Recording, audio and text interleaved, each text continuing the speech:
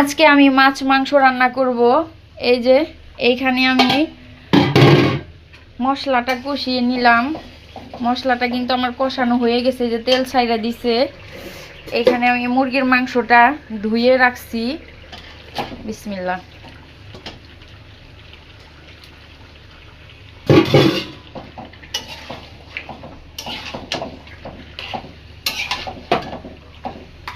মুরগির মাংস কে কে খাইতে পছন্দ করেন? আমি তো অনেক বেশি পছন্দ করি, আমার বাচ্চারাও অনেক বেশি পছন্দ করে। ব্রয়লারের মুরগি খাওয়া ঠিক না, তবুও আমার বাচ্চারা অনেক বেশি পছন্দ করে। এখানে কিন্তু আমি মুরগির মাংসটা এই যে বসিয়ে দিলাম।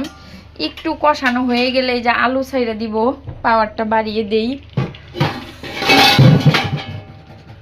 আমার কিচেনে তো একদম জায়গা কম, কুচকাচ করে রান্না বান্না করি। আর হচ্ছে এইখানে এই যে মাছের তরকারি আমার অলরেডি হয়ে গেছে।